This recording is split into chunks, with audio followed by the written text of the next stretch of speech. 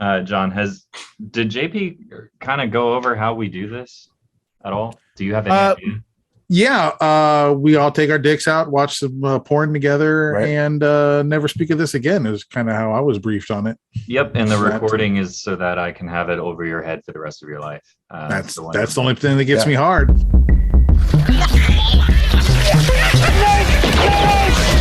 do you have for me this time? Hacking into the stock market, closing down a bank, fixing an election. It's all easy. Right on.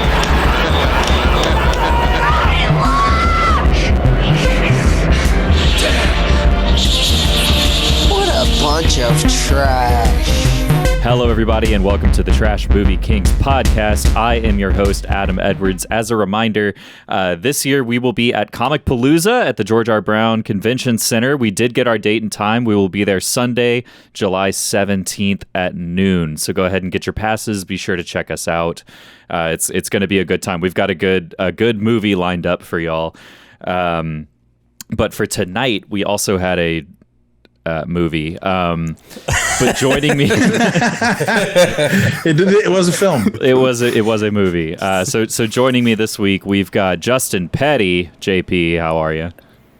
I'm good. We got a fun one, not because of the movie, it was terrible, but because of the people we're with. Yeah, because of the people we're with. Speaking of those people, JD Karpicki, how the hell are you? Hey guys. I'm going to bring back the Fred Durst scale. I'm about a 5%. No, I'm sorry. That's the Joey rating. I'm about 100% of Fred Durst in 1999 because I am ill. I'm sick. Oh my God. I was about to say, I was like, you're so sick. There you go. Yeah. So you're more like 100% Beastie Boys then. There you go. Yeah. Let's switch over. I wrote that joke like 5 hours ago, but I'm doing fine. I'm happy to be here with you guys. This movie was super, and that's all I gotta say. It's a great time. Yeah, It's just real good time. Yeah. So Joseph Graham and Apocalypse Howell are both unfortunately out on assignment this week. Well, unfortunate for us, not so much for them. But joining us this week, we have a good friend of the show. Glad to have him on. Local comedian, great dude, host of the After Later show with John Wessling. And star of the upcoming Monster Closet film Dickhead, which I'm told exists. I don't know. Yeah, I've seen some proof. See. John Wessling. John, how are you? What's up, man? Good to see you guys. Thank you for having me here. Glad to fill in for Apocalypse and Joey. There's no way I can fill in for two of them, but I will do my best. And I enjoyed the movie. I thought it was great. I was honored when you told me that, hey, we're going to have you on for a special event where we're going to watch a Marvel film. With one of its marquee stars in a solo effort. I was like, hell yeah, Trash Movie Kings is going mainstream. Oh, you're talking about Ned Beatty? Yeah, A-list stars. Right? Ned Beatty, Academy nominee, Ned Beatty. Yeah. I just want to say, John's way too nice to call you out on that, but you really undersold his introduction. You call him a local comedian. Oh, John, that's fucking okay. International. That's true. That's true. I toured Europe 3 times already this year, but I didn't want to say anything about it because I am also a local comedian. Yeah. So I'm all those things and like a sheriff's deputy. I also work in the neighborhood, So You're just like Steven Seagal. Yeah. I will do comedy locally for you guys, if you want me to. I can also go far away to do it. I'm versatile. I took no offense. Besides, we're family, boys. Come on. Yeah. He's just your friendly neighborhood comedian. Yeah, what's Tell important? us a joke, funny guy. Adam, you did get the email with the PDF of my press kit, right? My EPK. I thought you were going to roll the intro video that I. No, you just sent us a Panini Press pamphlet. But that's on me. I'll write that down to beat my assistant tomorrow for sending the Panini Press to the wrong people. There you go. What's important about John's comedy is that he can do it all day. And that's the segue into tonight's film. We watched 1990's Captain America, directed by Albert Pyun? Pyun? I don't know how to say that. Written by Stephen Tolkien, starring Matt Salinger, Ronnie Cox, Ned Beatty, Darren McGavin, and some other folks. Now, and Ned Beatty, you had me. I was like, that's legitimacy right there. Ned Beatty don't make a bad movie. This is the most beautiful sight these eyes have ever seen. Well, I remember the 90s very clearly. I think this film does an excellent job in capturing the ennui stylishness of Gen X in its prime. You see them looking fashionable and elite while shooting. A lot of shooting, very gun heavy for a Captain America film. But what they employ that I really, really like is like now you see more tactical where someone's got a gun, they just boom, as they start shooting it, right? Mm-hmm. But they still do the two-hand like this. Oh, I'm going to shoot you. Like the sword drawn thing, like the Conan Barbarian. Oh, yeah. They make the same face I do too, mouth agape.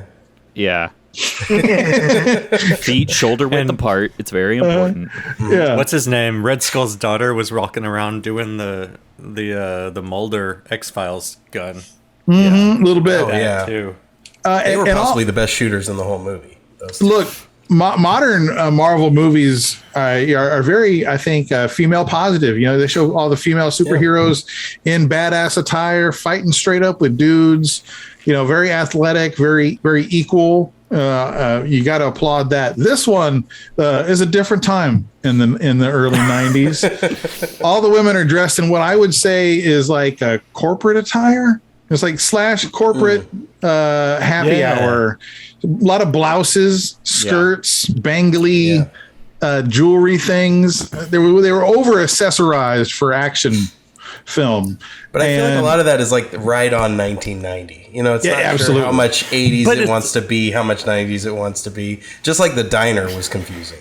Yep. Oh God. Yeah. Yeah. That it was just a whole movie out of time and place. Yeah, Speaking of that, we've got a movie called Dickhead coming out. That is true. Speaking of the films that fit no era, exactly. Speaking of films that shouldn't exist, it's Schrodinger's film. Right now, it both exists and doesn't exist. Yeah, there you go. Yeah, it's a Faraday cage. Yeah, there are 2 hamsters in my ass, and I don't know which one's alive. The one you feed the most. I think is the ancient proverb how that one ends. Speaking of failed experiments, who wants to take a stab? I mean, it's a pretty straightforward Captain America story, right? You've got casting was a problem for me. Yeah. And too many good actors in this movie. Yeah, exactly. Just scene stealer after scene stealer. Holy shit! It was like Actors Studio. This movie's bad, but I see all these people I recognize. That was my complex through the whole thing. I was like, wait, that's the dad from Christmas Story, and he's talking like George Bush, sort of. Mm-hmm. Well, what was that animated movie about the train, the North Pole train? The Polar Express? With the dead eyes? Yeah, exactly. Where the CGI had the dead eyes and they look like cutscenes from a video game. Tom Hanks, you mean? Yes, exactly. Yeah. I think the lead actor, the Captain America in this, the Steve Rogers, he looked like that throughout at least 75% of the movie. He looked like he had no idea what was happening and that the events happening to him were a mystery. Yeah. He was just adrift through this film. They drug him through the first 2 acts until he finally grew a sack and realized that, oh, that guy's the president. I better catch him. And at that point, it's like, I think that was actually probably the first day of shooting. He showed up half-assed giving a shit, and then they shot it backwards. Wait, did he even know that the president was kidnapped, or was he just going after Red Skull and then he just happened to run into the president? I think, and this film overused it, I think he must have seen it in one of the 75 newspapers that were laying around every scene. That's true. Okay. And some of the newspapers were giving news in real-time events. Like he just got in a fight and he's on the cover of the newspaper. Like at the beginning, when he was escaping Alaska, running through northern Canada, she's flying around in a helicopter looking for him, and she's got a newspaper that says Arctic Mystery Man still on the run. Like, like, right. Like the newspaper says he's over there. That thing's landed. You have to write the paper. Yeah, exactly. So I thought that was covered. So maybe at some point he read one of the newspapers and figured out that guy was the president. He definitely gets his news pretty late. Like he seems to just be surprised all the time about everything. Yeah. It's the 90s. It's hard to do Shield and Hydra shit when no one has a pager. You know, I mean, cell phones are in a bag. You know, that's got to be tough to pull off. You don't get the cool earpiece. Yeah. Oh, there was an earpiece though. Yeah, who had the earpiece? Ralphie's daddy. Yeah, Ralphie's when he was on TV. Oh, yeah. When he did the pull on his ear scene, he had an earpiece in his other ear. Oh yeah, that's right. It's going to be a long night. Did they ever explain what the ear pull was?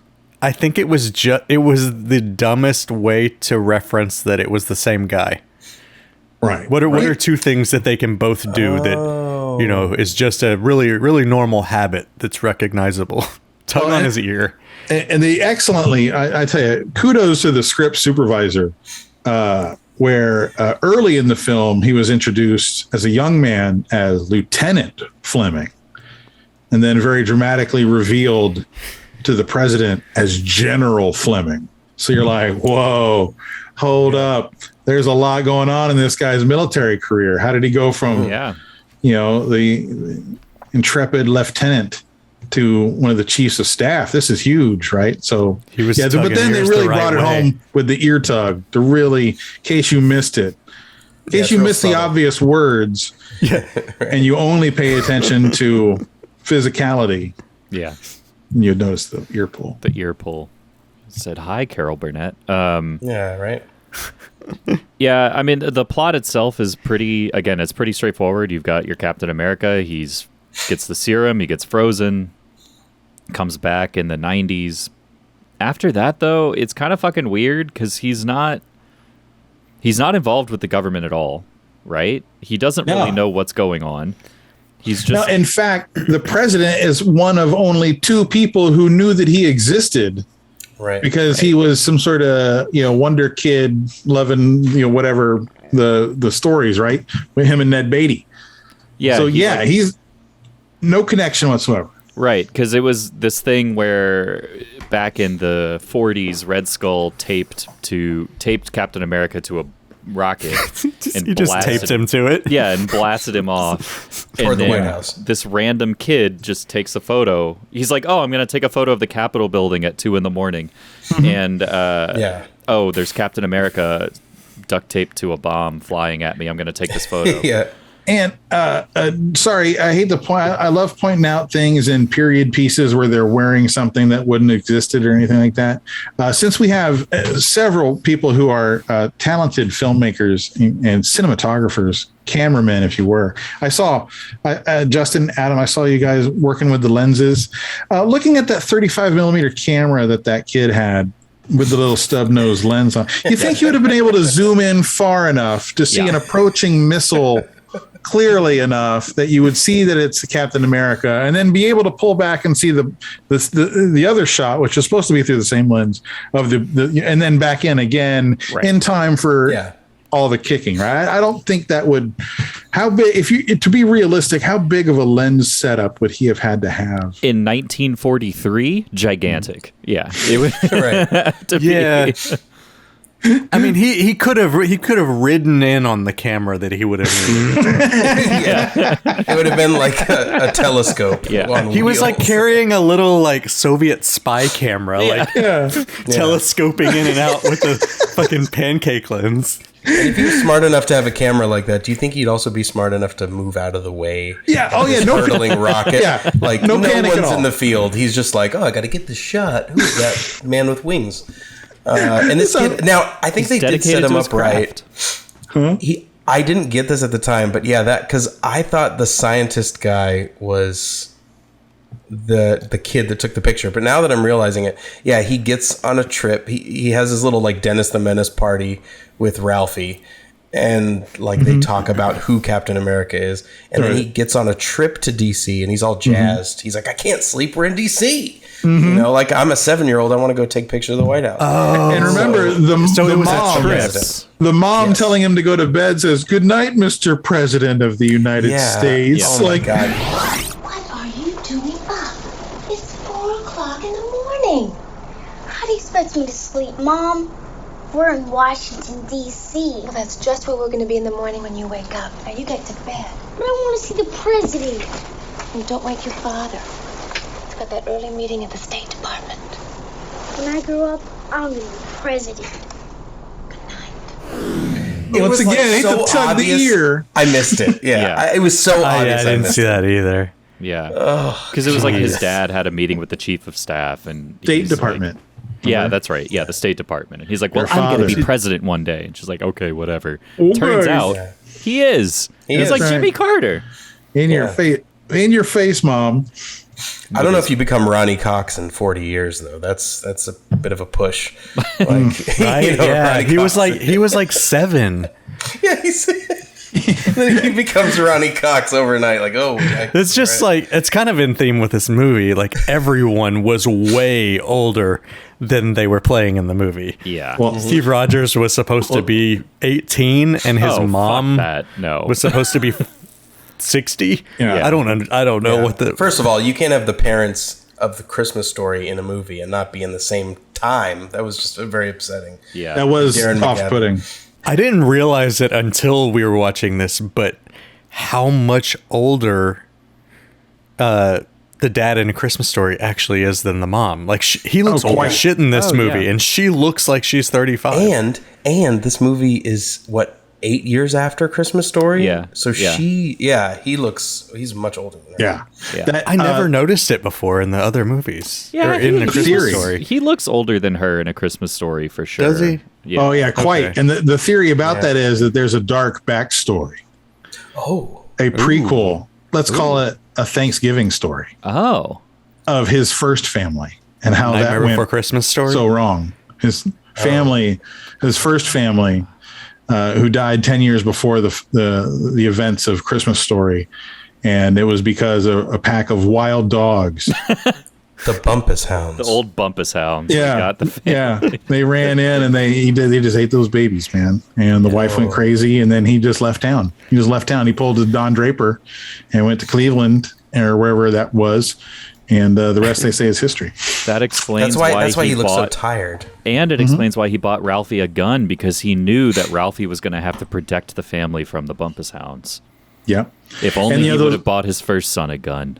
Those hounds, they ripped his children and his first wife to pieces, completely dismembered them, and that is why he really loved that lamp, because it reminded him of the last piece of his wife that was left. Yeah, it was the largest piece left. It was all he had, all he could hug. Yeah, it was really he won it.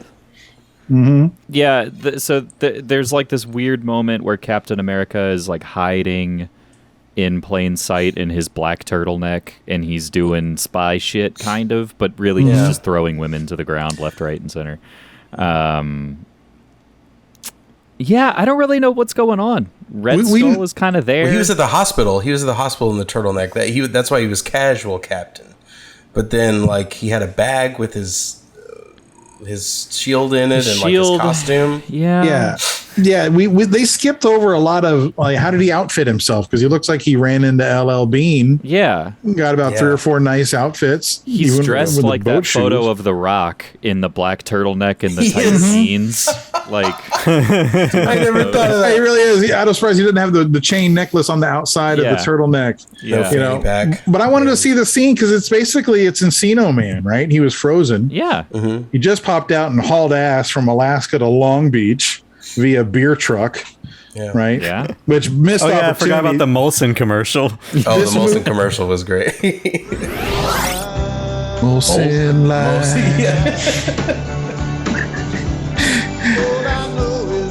When you've been experimented on and left for dead. Did you just wake up in a truck? That's Molson Light, baby. Molson Light. Someone shot you 3 times today? Molson Light. Well, really 40 years ago, but it feels like today because it's frozen in ice for the last So the last 40 years just feel like a blur. Most in life.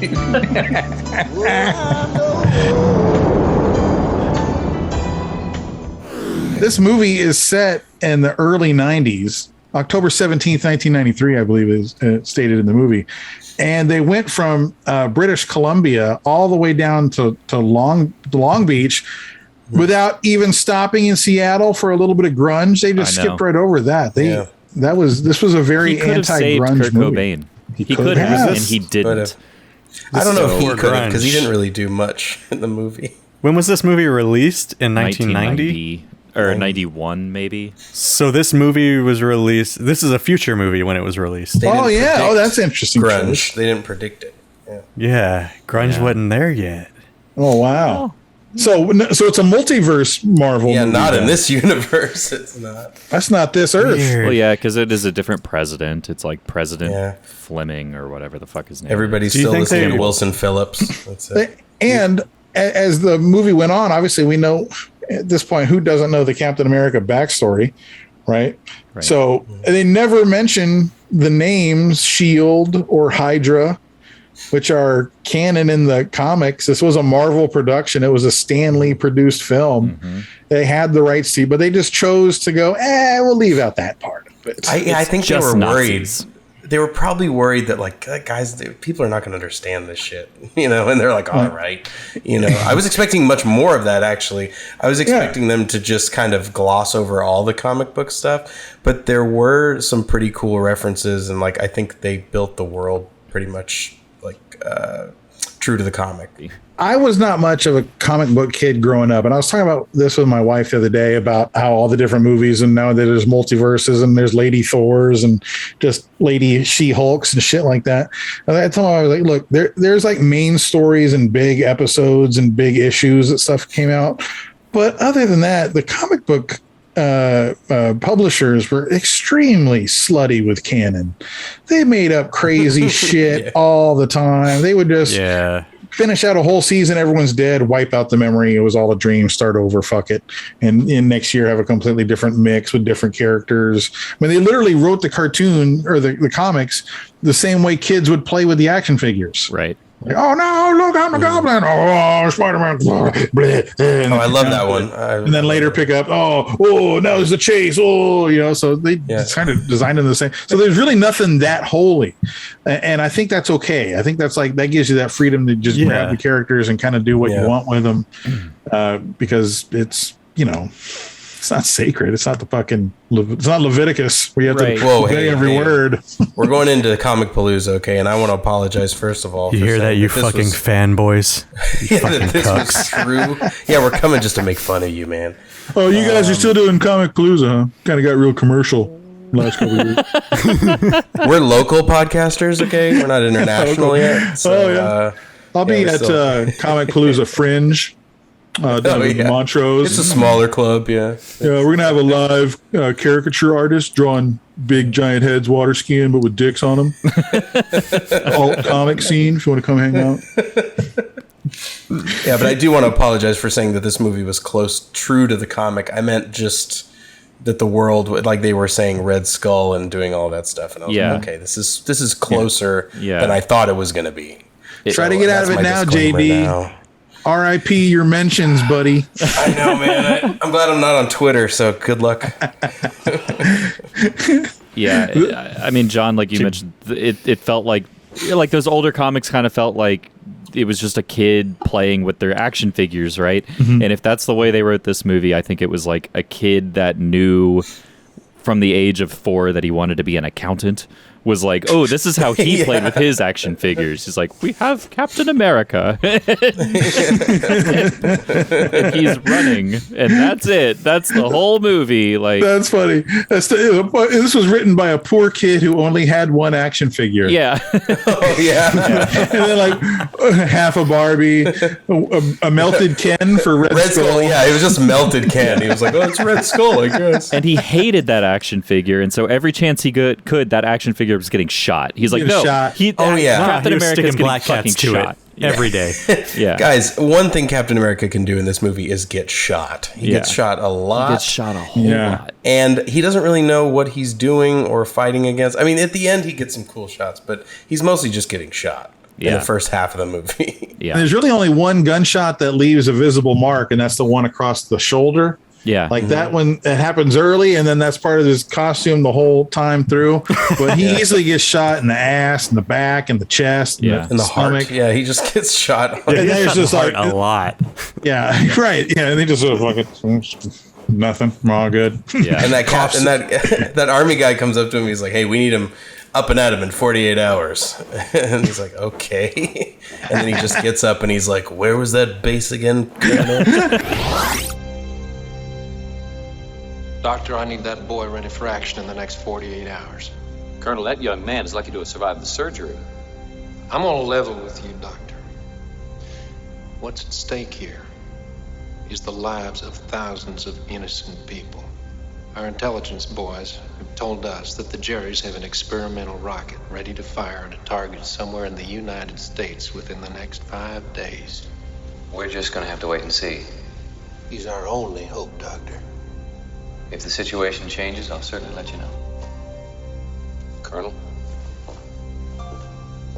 Colonel Lewis?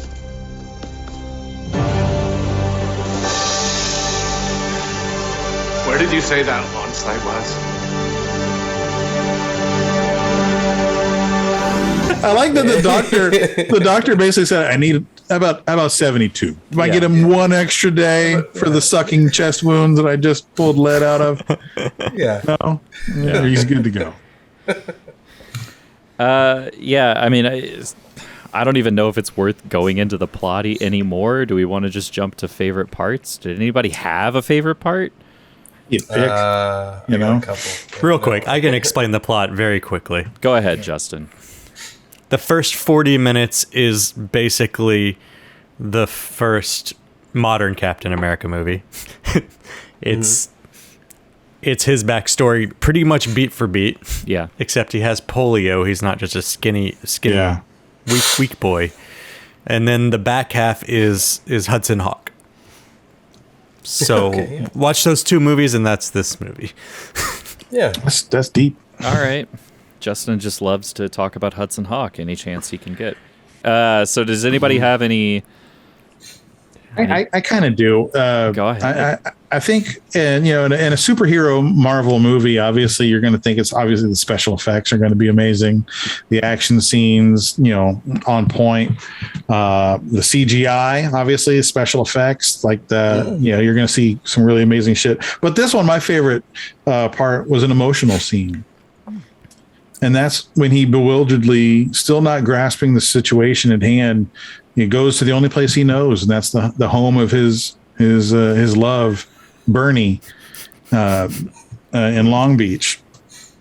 And he walks to the door, and a young girl pulls up, and she's got a handful of groceries. He hallucinates, thinks that it's her, and tries to sexually assault her. Let's be honest. Lurches at her. Absolutely. Well, he's from the 40s. She hits him with a 6-pack of hams. She think decks him with a 6-pack of cola. Like she hits him with a 6-pack. She comes wish upstairs. She had hit him with just a ham. Yeah, that'd been great too. And then Bernie, in her natural age, which we want to say 70. Yeah. Right? Supposed Roughly, to be 70 to 75. She comes out, 70. sees the young face of her childhood love, and instantly knows who he is wistful and carried away on the wings of love, not even questioning anything at all about the science of what the fuck she's looking at. Yeah. Just jumps right in. Great writing. Skip, don't bore us, get to the chorus, right? Yeah. We don't need 3 pages explaining how she thought he was a ghost or slapping him first or whatever. Invites him right in the house after a little bit of a tender embrace in front of her new husband. Husband. Yeah. Her husband for 50 fucking years. Right. Who is like a Jolly drops Green him Giant, like a bad habit. Oh yeah, he is a goblin of a man. Well, her first line is like, what was it when she I she waited. Says, I knew you were still alive. It's like, you knew? You knew? You knew. And you knew I was this age? Like, I don't understand. Well, and here's why I like that scene, because that line right there makes you think that she did have faith that he was still alive, but there's no way she would have known that he was frozen in fucking stasis. So she thought, that motherfucker is still alive.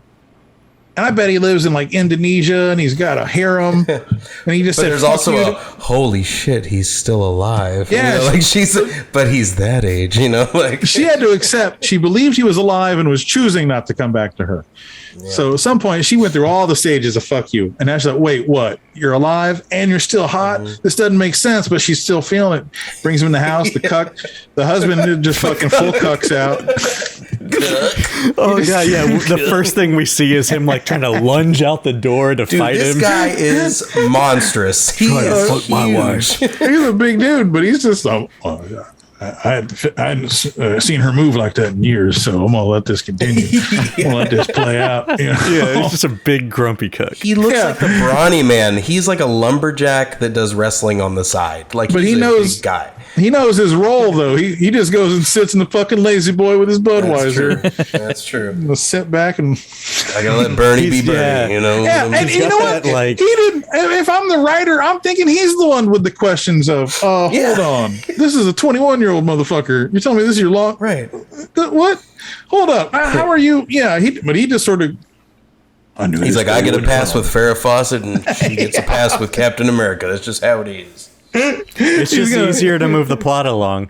If the audience knows what's going on, the character. But we never got back to him. Did we figure out if he he did? No, we don't know. We saw him die. It was a light gunshot wound. Yeah. He died from a light gunshot wound.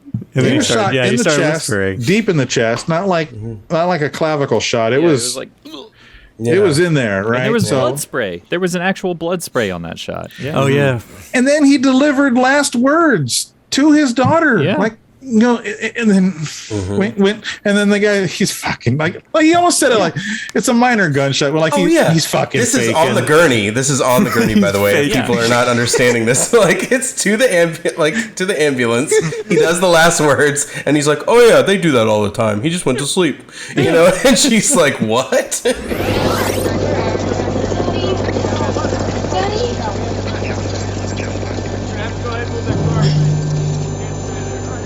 They kept asking him where Captain America was. She didn't tell him. Even What? Daddy? He'll be all right, Jim. Minor gunshot wound. Mostly it's a shock. We're going to take him to St. John's. Wait a second. Where's my mother? And then we immediately cut to the mom just being like mutilated in the living room. Yeah. Zipped up in a bag. And which we don't see that on screen. Like because the last time we see the mom, those goons. Who were those goons? It was the daughter of Red Skull. She had the gun to her. She's the one that shot him. The Italian mod squad. The Red Skull's children, they do not fuck around. They have the guns out every scene, and they're shooting people every single time. Like, they don't ask questions or have the superhero talk. So I guess that's the Bechdel test that was passed. I don't know. It's still like, even at the end when when Bernie's daughter is like driving away, I still think she's doing it for him. Anyway, but I'm jumping around. I don't know if we're still on the plot or if Justin covered it. No, we're doing favorite parts. I did not cover. Yeah, but that scene, that first one where they were in the kitchen, was my favorite, especially when she was telling the story of her vantage point over the last 50 years. Yeah. And it looked like she was down for the cocoon fucking. Like, you know what? I waited. I got the pass. Yeah. I already talked it over with Frank. And then he just sort of he gets up. To his perspective, it's been days, but he sizes her up and he's like, I'm sorry, this ain't going to work out. Yeah. And then the next scene, he's like chilling with the daughter. Yeah. Right? They're Yeah. like, well, I'm just going to take her out. Traded in for a new model, man. Yeah. So your mom's crazy. I wanted to fuck her for years, but and I thought you were her, but I guess you're not. So right, because then when it's Bernie and the husband in the other room, that the door they come to the door and they shoot and all that. Remember? So yeah, Captain America, he's like Tom Cruise, where his girlfriends stay the same age. Yeah. Or DiCaprio does that you too. mean right? Yeah, McConaughey? Oh well, yeah. All of them. Most Hollywood men, yeah. Yeah. But it's funny that he really comes at her like a Frankenstein. He's like, Bernie, but she doesn't look anything like her mom did. Yeah. She has totally different hairstyle, everything, but he's like, he's like drooling over her. Oh, man. But then she's down. She's down to clown. Not fucking 7 minutes of screen time later, she's fucking eating popcorn, chilling with him in the back room, watching Wheel of Fortune. But she was ready to punch him in the face with a 6-pack. That was awesome. Yeah, and she my favorite part. And she had to digest the whole "you're from the past, you're a super soldier, you've been frozen in ice, you used to know my mom, you lived around the corner. Okay, fuck it. Fold it into the day." She seems to know more about the plot than he does. She's like researching people, like finding out where to go and stuff. Like she's really on it. Well, her mom probably, this is probably like a family story that her mom has been telling for years, and nobody in the family believed it. Well, this is the Carter. This is the Carter story, right? Because at some point she's just like, "Oh my god, it was all true." Yeah. And this movie is kind of horny because you're right, Justin. She thought that and then was down to fuck. She was like, "Yeah, you know what? I know my mom just died. My dad's in the hospital with a minor gunshot, but yeah." Let's somehow get to Italy immediately to go to this. Oh, mom had a picture of him, and she was always talking about, telling her horny stories about the boyfriend who never came back. Yeah, oh, man, this could have been a sexy movie. It could have been. It could have been a lot of things, and it was none. And then of it kept turning left. It chose not to. That was supposed to be the Agent Carter storyline, right? I would assume so. Yeah, it is. That's probably what that was. Yeah, Vasily? her daughter was that. Yeah. They just fucking kill her. Yeah. Yeah, they changed that all up. Justin, did Oliver have a favorite part? Oh, what do you think? Oh, he's a good boy. Sweet boy. Oh, he's like a cloud of face love. fool you. He has shit all over his ass.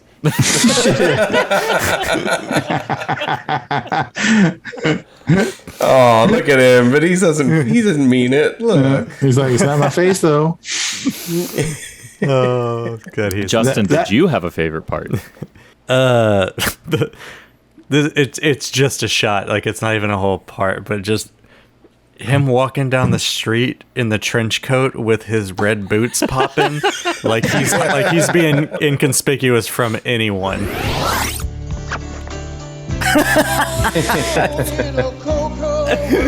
Fucking red boots and the trench coat. He's just kind of trotting around town in his fucking boots. And he's running in the middle of the street too, right? Oh yeah, all nonstop, just like he knows what next streets to the are. sidewalks. He's just 40 years older. That's all. I lived in LA for 10 years. I'll tell you, the most expensive part of that film was closing down traffic in Venice that day that they shot that scene where he's walking down the middles of the street, because it's always jam packed. I don't know how you would ever get. Oh wow! You'd have to shoot Sunday morning at 6 a.m. to not have cars all over those streets. And the whole street was empty. Like, how many blocks would they have had to shut down? That's Too many. And that was like, it's like $1 million a block.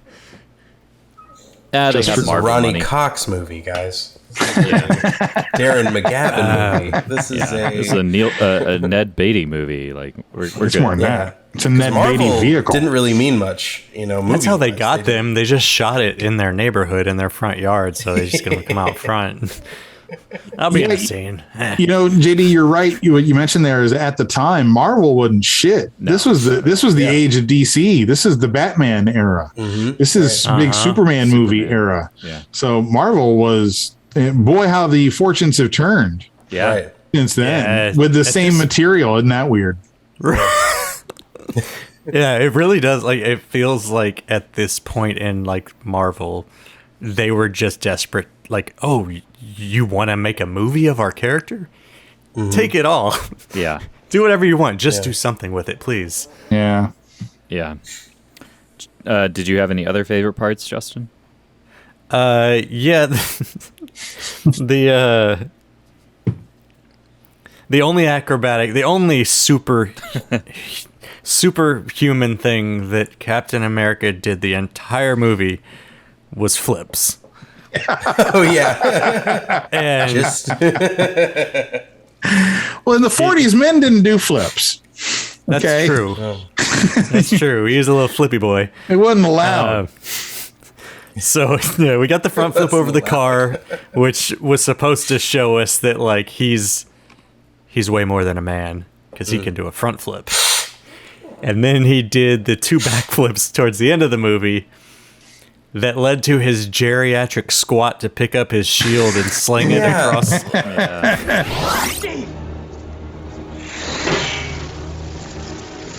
Oh my god. Wait. So many cuts. He did 2 backflips and then he just turned around to grab it. Why not a third It back? would have been so much faster to just walk over to it. Mr. President. Yeah. Thanks. Cool. Yeah, that was poorly blocked. Thanks, Mr. President. An art department really phoned it in with the shield. Yeah, oh yeah. Oh, You yeah. could see light going through it, like Yeah. it was made out of not even like Yeti cooler plastic, but like igloo plastic. No, it's one of those. They just painted one of those 3D microphones that are on the side of NFL games because they already had it on set. Little parabolic. Parabolics, yeah. Yeah, that sounds exciting. That's cool. I don't know that. I made that up. That'd be a cool fast. I like it though. I bought it. I like it. JD, did you have any favorite parts? I think the only part I can really think of is the tactic that Captain America uses to fool people is to fake that he has a stomach ache. Would you pull the car over, please? I think I'm going to be sick. What? Would you please pull over the car? I am going to get sick. Okay, all right. Please pull over. Please. I need to toss my cookies. Fuck you, Ned Beatty! I'm out. He's just gonna Incredible Hulk hitchhike his way over. Yeah. Don't watch me. Look away. No, watch me. But pretend like you're not watching me. Hey, Captain. Super punch. Okay. You want me to hold your hair back? Hold it. Sucker. Don't leave me Fucking out here. idiot. Sharon, could you pull over for a minute? I think I'm going to be sick. Oh, he's doing the puke trick again? He just hates her driving. Punch a kid.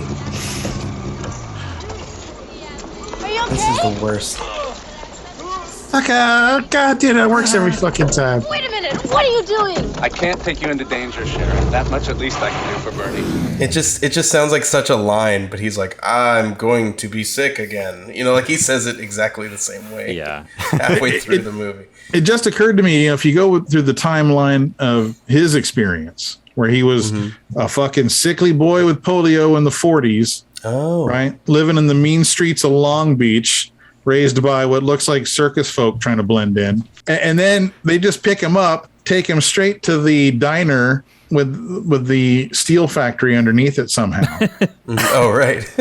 And then it's sparks, radiation, boom, he's Captain America. And then they're instantly shooting at him, and there's all kinds of shit that breaks loose.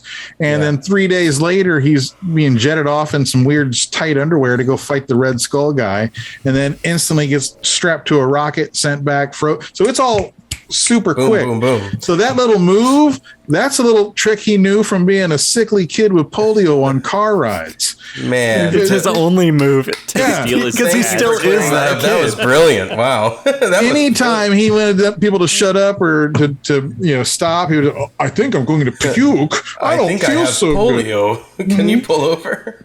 Oh no, mother! I threw up all of my cream of wheat. I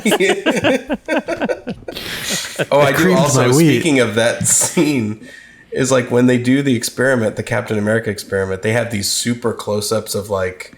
Basically, it looks like when they're injecting like liquid into like chickens, which is horrible. It's these extreme close-ups of his arms like getting bigger and like juicers. He's getting the turkey juice. Yeah. But they're not even getting bigger. It's just like they just shot the arm for 5 seconds and it didn't do anything. Yeah, but then I like it because they turn him around. They have like he's covered in this white sheet. And they just turn him around and they see his face and they're like, okay, good, it worked. Yeah, good job, everybody. Yeah, his face looked the same. Like, nobody knew, like they didn't see his arms or anything. They never show him like that. Yeah. You'd think in the real situation there'd be some testing and that there'd probably be a little more recovery time from the procedure. At least have him stand up and see if his polio legs still work. Yeah, his leg. Yeah. He can do a putting on the Ritz, dance for everybody. Yeah. Oh man. So my favorite part comes very shortly after that, and it's when he goes out on his first mission as Captain America, and he's in the plane, and he's there with I don't know whoever that guy is, his lieutenant friend or whatever. And they're like, all right, you need to like go jump down there and do some shit against the Nazis. And he's like, I don't know how this shield works. He's like, you'll figure it out. And then he jumps out of the plane. And then it cuts to this super wide shot of just one of those like parachute toys. It's just like, You all right with that there shield? Could have used a little more time to practice. Like about a month. Ready! Ready, son? Yeah. I won't let America down, sir.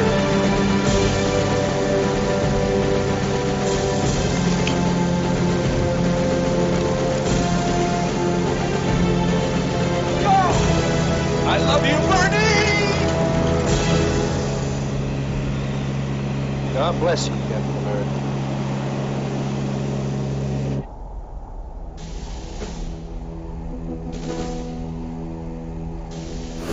Which, if you think about it, this movie was made pretty close to when Point Break was made. Yeah. So there were the filmmakers around who could do badass parachute jumping photography. Maybe they were working on Point Break at the exact moment this one was made, and this is what they were stuck with. That's what I don't get. They already hired them all. Yeah. It definitely has a budget, and the actors in there are good enough. Like they're contemporaries. I mean, they're in a lot of stuff. I mean, I think they blew the whole budget on the castle. I guess they did because it's like we said it had like a Bond budget, like a 70s Bond budget, basically. Yeah. I mean, you can see what they wanted to spend the money on. Is they spent all their money on half of the movie being shot in Italy and the other half somewhere in Vancouver. So they went. I think this is probably a boondoggle. This is one of those. That's how they got the actors there. Is what you're saying. The 4 or 5 executive producers wanted to live in Malta for 3 months. Yep. So they, this movie is the bullshit they're doing during the day, so they go out on the yacht and yada. And one of them wanted to buy a grand piano for his mistress, and he was like, "Well, I can't really afford it, but if we put it in a movie, I can write it off." So how am I going to get it back? Let's just get an aircraft carrier. Yeah. That's funny. That's exactly what it was. And we saw at the end, like one of the producers was like, Croatian money laundering front. It was LLC.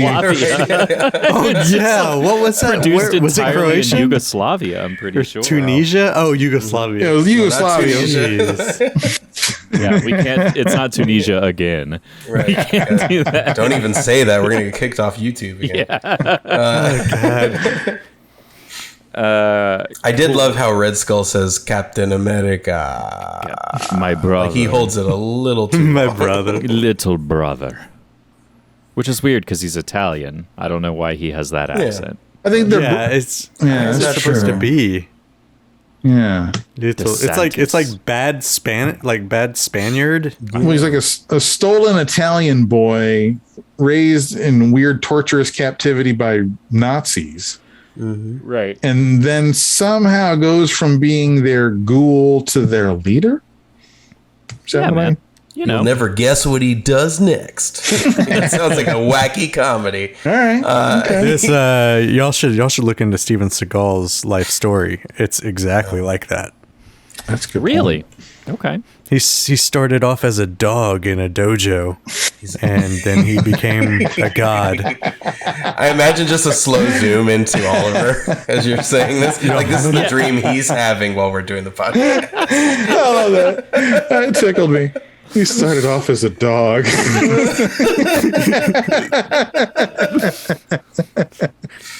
Oh, shit. That got me.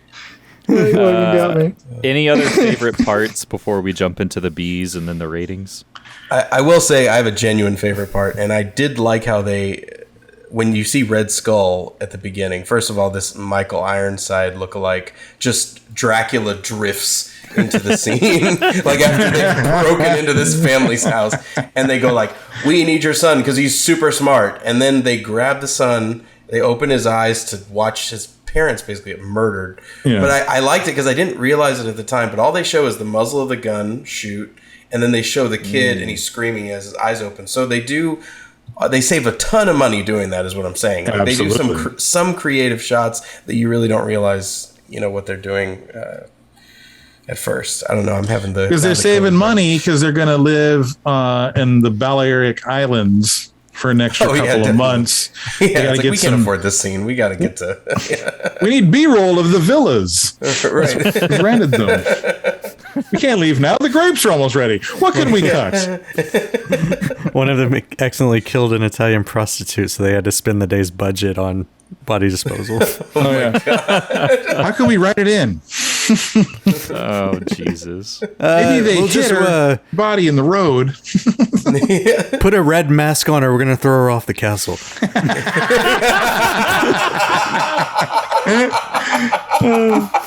That's what they would do. Excellent. That's the Yugoslavian guy's idea. It's not as expensive to hide body. Oh man, he tumbles down that mountain. You just make a body look like a toy. Oh man, that's quite good. Yeah, that was not, recently when we made the film Dickhead, I got to watch you guys do some creative, what would you call it? Doll work with. Yeah, that's a good way to put it. Right. So how would you guys critique the handiwork of the obvious doll that was thrown down the cliff? Did it look right weight wise? Did it bend right? Yeah. What could you have done different with a budget? I think it looked pretty good. The only thing that I wanted was to see it hit the water. They cut before it hit the water, but other than that, I was like, wow, that's a fucking ballsy shot. Yeah. I thought the weight looked light. I think it hay rolled down a little too much. Mm-hmm. Yeah. It's almost like it had rocks in each point, like a rock here, a rock there, and it was just spinning. It didn't bend at the waist. I would have, if I was going to make something look like a real person falling, I'd at least have it kind of clapping that way. Yeah, but it just sort of stayed. Person, it's just going to kind of crumple when it hits that first point, and that's not an exciting shot. You want that thing to. If you had the dummy, you pretty much go fetal when you hit the first thing. Yeah, you're just and you're done. You go fetal. Yeah, once your spine severs from the bottom of your head. Well, it's the 90s, so Adam, I don't think they could have shown him hit the water because he probably would have exploded. Like any good car in a movie just would have exploded. I wonder if maybe the doll's head fell off or something before it hit the water. Like they had to cut. I always think about that when they cut before the impact that everyone wants to see. Yeah, what's the reason? Why did they cut it? Yeah, they showed the whole part. It couldn't have been like a. No, it couldn't have been like a stunt double or any kind of wire. It probably just smacked the water and bobbed like a cork.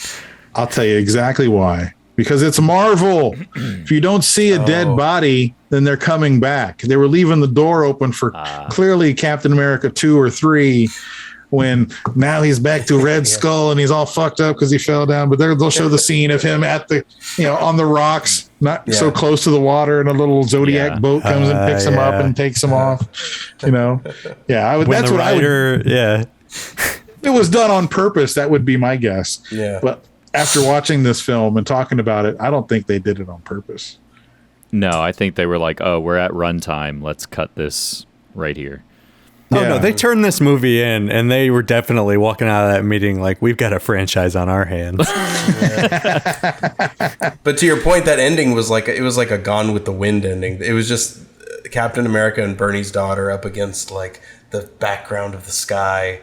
And like there wasn't, nothing really happened at the end. It was just an extreme close-up of people. It definitely felt like something tactile. Like they finished the movie and then they're like, this needs something else. Like 6 months later, they're like, all right, get them together. Rent the first camera you find. Right, the film. Everything about the shot looks like it's like a totally different film.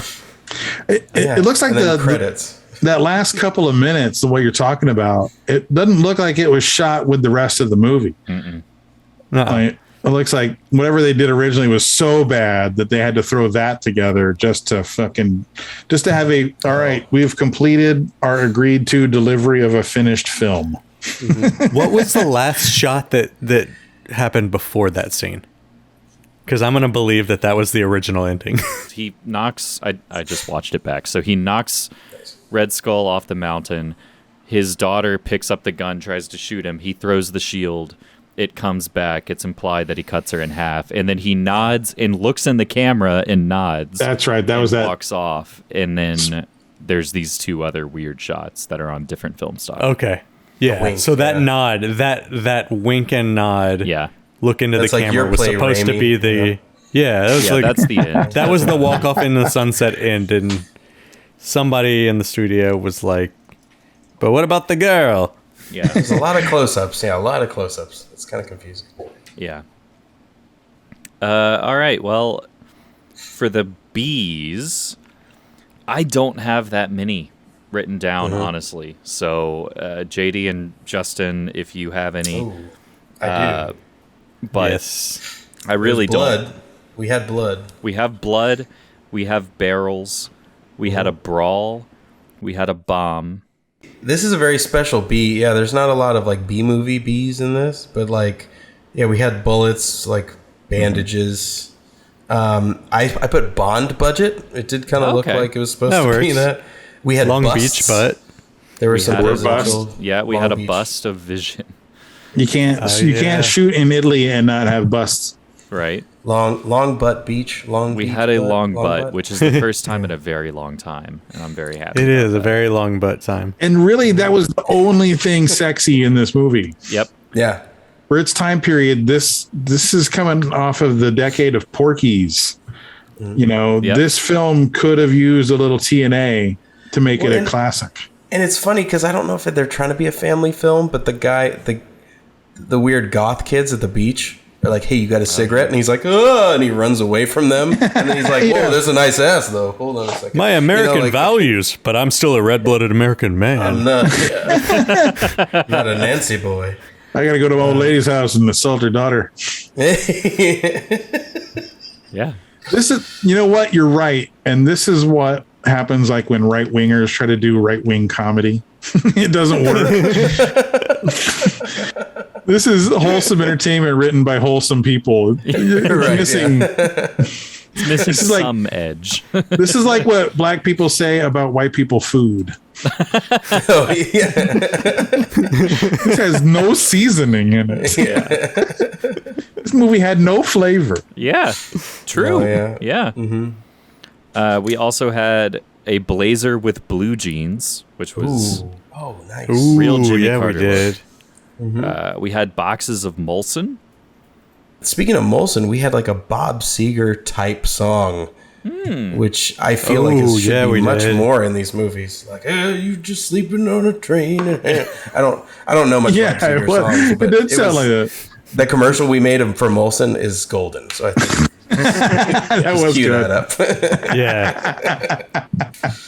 Yeah. Thanks for editing that, Adam. That was really good. Yeah, I mean, that looked really great. Yeah. I can't wait for you to edit one of these episodes, Justin. Then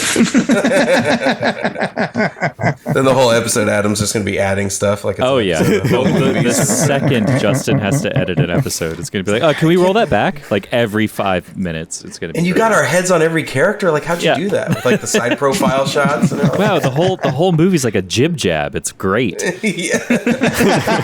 I can't. This looks like one of those that they would make available in public domain for you to do shit like that. Yeah. Yes, it does. Why not? The producers would be like, "Yeah, I lost my ass on that. You give me a chance to make a dime back, fuck it." Yeah, but not the subtitles. That's separate. Yeah, that's right. Oh, we keep those separate. Yeah, this is the only movie made by Marvel where the original is only available on VLC player. Yeah. Yeah. Did that. The post-credit scene was the traffic cone. That's what that was. That's the only way you can get it. Yeah. Okay, so now that we've kind of discussed the movie, we can move on to the ratings. So, John, we do this 5 on a scale of 5 bags of trash. There's really no rubric here. It's just kind of whatever's in your heart. So, yeah, just... Is 5 good or bad? It's up to you. Is it positive? Is a bag of trash a positive in this rating? It's entirely up to you. It's whatever's in your heart. Generally, for us, we're kind of like, okay, yeah, if it's a 5 bag, that's like a really good trash movie. And then 1 bag is like really terrible, but... Yeah. Okay. I think I got it. I'm going to go with 2 bags of trash on this. And honestly, I enjoyed the parts of the movie that I wanted to. I was bored by the parts that were boring. For me, it could have been a 4. It could have been a 4 bag of trash. I love bad movies. I was raised on them. It needed tits. This needed the marquee tit shot. It's the only thing that would have made sense. They went with the long butt. That was exhilarating. You had a lot of great places to set up. I mean, you're all over the coast of Italy. You could have, oh my God, but instead they had everyone dressed like they were ready to, smoke cigarettes all night in a dark bar. Somebody was like, that's enough, more blouses. So less, okay, it was missing any kind of sexy factor. So for that, I give it 2 bags of trash. All right. Love it. Done. Justin. Like it was missing a sexy factor. It was missing an anything factor. It is the bland Anne of movies. Like there was nothing in this movie to me that stood out in any memorable or unique way, which is a bummer because like I was excited coming into this, and it's very easy to do a bad superhero movie, and I didn't think it was possible to do a generally forgettable action movie like this. I don't know. I'm not saying that's sad. Right? Yeah. It's just like it's bummed me out too. Now it's nothing. It's upsetting how nothing this movie was, and I'm giving it 1 bag. 1 bag. That's 1 bag too many. I think from the heart. I think you're generously giving a bag because your big point about they don't have any actual superhero strength. He didn't do anything. No, he didn't. Like he literally. Like you have to do that. It's almost like the filmmakers didn't know that they were making a superhero movie. Like JD's favorite part, talking about like him pulling his I'm gonna be sick trick every time he wanted to get somebody to do something he wanted to do. He's literally a superhuman. Like pick them up, move them out of the car, like literally do anything. Do one single thing that a superhuman person and this is do. Deep in like the Arnold era, so like he's got the build, but he doesn't do anything. Like that's the least alpha thing he could have done is like, oh, I feel sick, haha, gotcha. Like it's just not like, and they also don't develop his backstory very much. Like the only thing we know about Captain America is that when he got shot in the chest twice, he was ready to fight again, and he didn't need 48 hours to get ready. That's literally all we know about this guy. Yeah. So well, they didn't develop that. In the last movie, or not the last movie, sorry. The Amazing Bulk, you mean? The Connected Universe? Oh, yeah. No, the modern Captain America origin movie. Okay. Didn't he like enlist in the army when he was 17? Oh yeah. Yeah, he lied about his age. He lied about his age. Yeah. So if we were to apply that to this movie, he wakes up and it currently is still 17.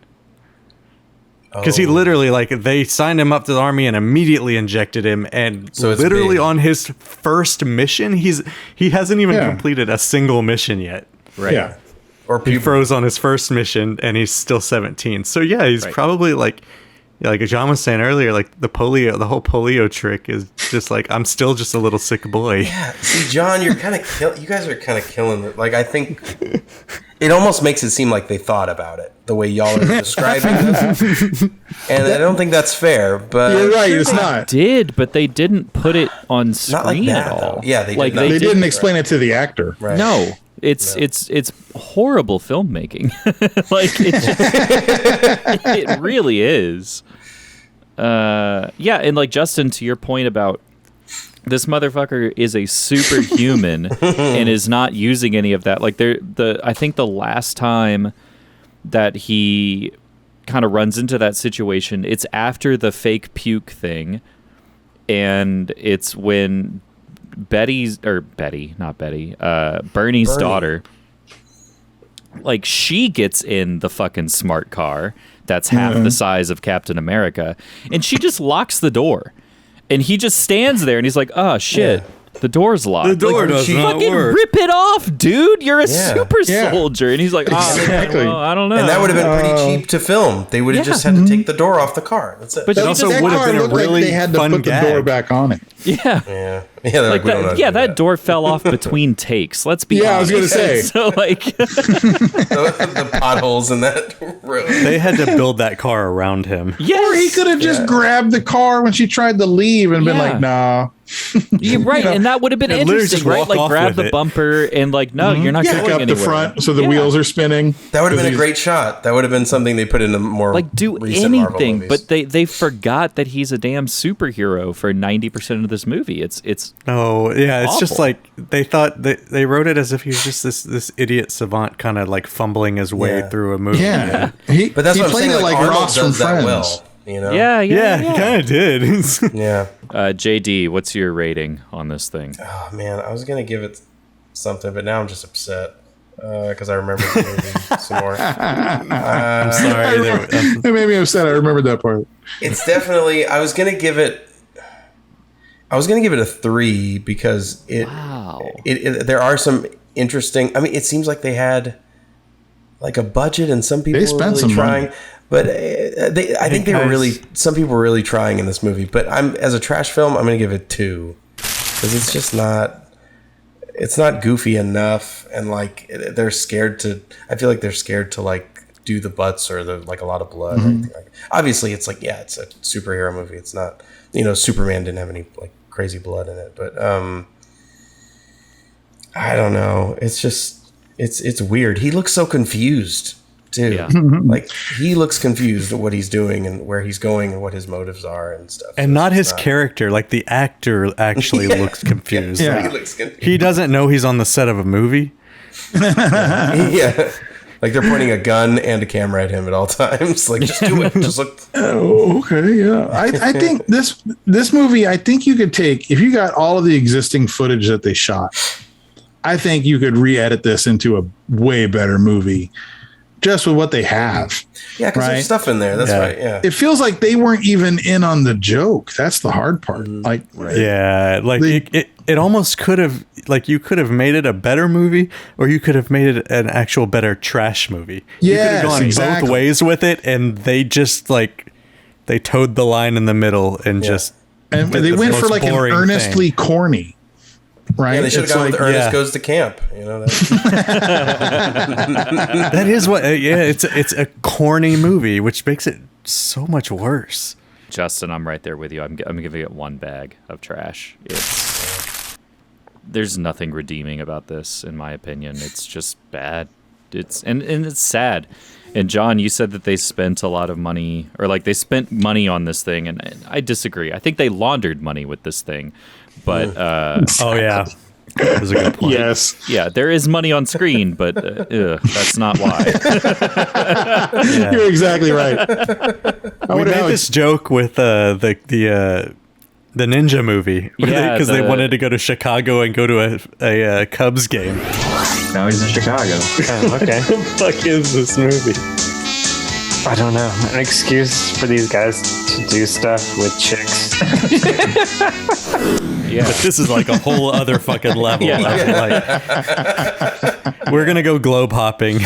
Yeah, it's rough. And we're gonna put a fucking grand piano on top of a castle. That's the worst. Like that to me is like It was nuts. There's no other way to see get that that up at there the end of a but with a Bond helicopter. movie. What's that? Like, there's no other way to get that up there other than like a helicopter. They had to hire a helicopter to put that fucking thing up there. Yeah. It cost them $500,000 to get that thing up there. Yeah. And to set up that whole shot. Christ. So if you think about it, that means Red Skull, his best case and worst case scenario, when he showed up at the castle for work that day, after his who knows how big of an organization somehow kidnapped the president of the United States. Mm-hmm. That's a big leap. And we're also not going to show any of it, so don't worry about it. Yeah, don't worry about it. We just got him, and there's no. So his day was like, hey, I'm either going to cut the president's face off and put it on my face, or if that goes tits up, I got the piano up on the roof and my magic button, and I'm going to sit up there and play some concertos and watch Europe explode. Yeah. It's either or today. I don't know which way this is going. That could have been played a little bit more. Yeah. Wait, so that was that really what he was trying to do? He was going to take the president's face? Yeah. Yes. He was going to. Yeah. Because he said something about like, oh, if I'm going to, like when none of us are going to be here, or something about the detonator. Like No. He injected the president with something, and he was like, oh, it takes 24 hours for this serum to take hold before otherwise the implant won't work, because he was going to take his face off and it was fucking face off. He was going to take his face off and put it on his face, because his whole thing was Red Skull wanted to be president of the United States. Ever since he was a small Italian boy, he wanted to be president of the United States of America. And he was going to do that by chopping off Billy Bob Thornton's Jimmy Carter's face and put it on his face, and it didn't work. And so he decided to go to his grand piano bomb. Yeah, the plan B. Yeah. Not even, you think escape would have been plan B. You know what I mean? Like, I can get out of here, I can retreat. I mean, sure, it's Captain America, but it's a one-on-one fight. You got to figure you got some method of escape and try again later. But he went right to crack. Fuck it. Well, Captain America had the audio of his family dying, which really tore a hole in his heart. Oh yeah. Like how did anybody have that? And two, there was nothing in that audio that led anyone to believe it was anything other than a random group of screaming women and gunshots. Yeah. Whoever found that tape, how did they he didn't find it. That weird recorder though. Yeah. He brought it to that pawn shop where was sold. But how would he have even known that was Red Skull? What was the connection to that just not being some random audio that he found? They found some file with an address. In some way, yeah. But I mean, you're right. It was not explained well. It was easy to follow that it was his recording. You're like, okay, yes, this was the recording of his family getting murdered as a kid. Yeah. But what wasn't clear is like, how does this affect him? Like, why does he like? Yeah, you just played this very traumatic event for him, but why is that going to talk him off the ledge? Like, why? It's just. And the music wasn't from that night. It was like music, and then they cut his parents being murdered. So it wasn't like it didn't seem like music he knew. You know? No, it was music that he was playing. It was the music he was playing that as a kid on the piano. But that doesn't make sense because then they cut out all the dialogue in there. You know, that's what's so weird. Oh yeah, they cut out Michael Ironside yelling at everybody. They cut up the whole thing. Yeah. Well, also this bugs me. They're 40 yards apart outdoors on a cliff on top of a castle.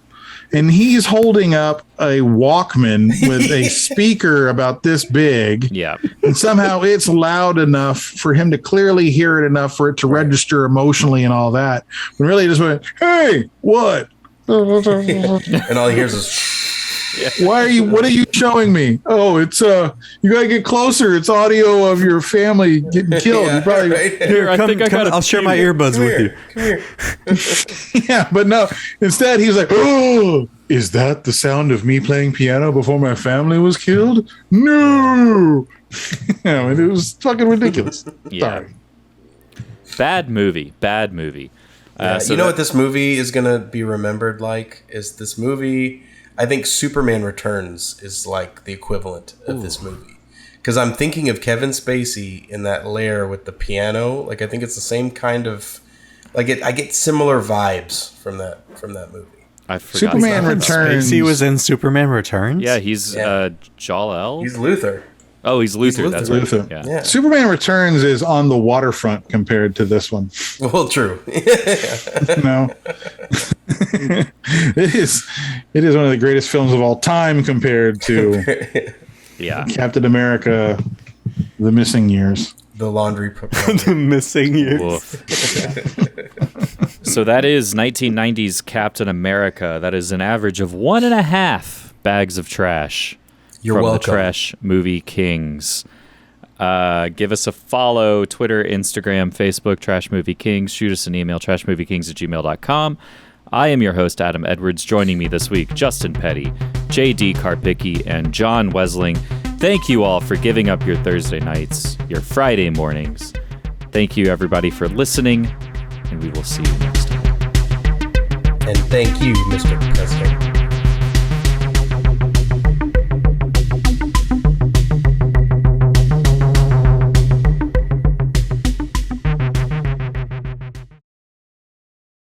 Mr. President!